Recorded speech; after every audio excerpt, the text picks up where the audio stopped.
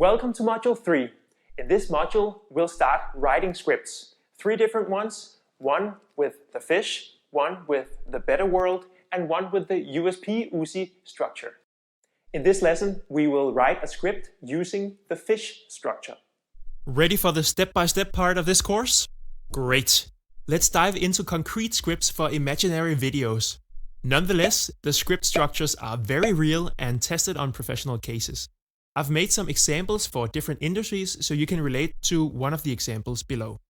Let's first start with the fish in an e-learning context. We imagine that this is an introduction to DISC, a framework for assessing personality profiles in a team or organization. The script is supposed to introduce the framework, provide a few different examples, and then round off with a call to action to go to the next chapter. DISC is a tool we use to discuss our colleagues' behavioral differences. Each letter, D-I-S-C, represents a personality type, and knowing who's what will make us work better together. Here's Doug. He just answered a DISC questionnaire and got the result of being a D. D stands for dominance, and Doug agrees that he matches the D behaviors of accepting challenges, trying to see the big picture, and maybe being a bit blunt sometimes. His colleague Ines also took the DISC test and found out that she's more of an I type. Ines knew that she values influence, relationships, and openness, but she didn't know that DISC could put a label on it. Interesting. As more and more colleagues answer the questions, they see how their team is distributed across the DISC. It becomes very clear that we're all different, think differently, and understand the same messages in very different ways. It's actually fun to use the categories and letters to become more self-aware. A lot of the descriptions ring true and open up for good discussions on conflict management, leadership style, and teamwork. Now that you know about the basic purpose of DISC, you're ready to go to the next chapter of this training, where we dive into each of the DISC letters. See you in the next lesson.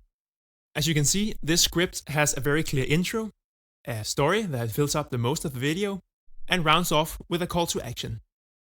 Now let's write a script using the fish template, but where the context is a marketing video. Let's imagine that we have a business that does accounting, but not in the old way. This accounting firm is founded by young people straight out of college, and they want that to be very apparent in the video. First, there's the intro. Young Accountants is an accounting business with a fresh take on modern accounting. We use the newest technologies, the latest research, and the brightest minds to dust off the old reputation of accountants. Then it moves on to the story. It all started with our founder, Michael, who got an internship at one of Manhattan's most prestigious accountants. In the 12 months Michael worked there, he learned the ropes, got to know the people, and had a realization that was going to be the beginning of his entrepreneurial journey. Michael had seen how this highly successful accounting office managed to make good money, even though they were falling behind the latest trends in the industry. The use of modern technology was lacking, communication with clients was slow, and the wish to innovate own practices was totally absent. Michael knew in his heart that he could offer these clients something else. After 6 months, Young Consultants was born, with a team of well-educated young accountants ready with the best tools to deliver on your accounting needs in a whole new way. And then it rounds off with a call to action. Visit us online at youngaccountants.com to learn more about how we can streamline your money matters. In these examples, it's clear how the fish is used to create a 3-piece script, with an intro, a story, and a call to action.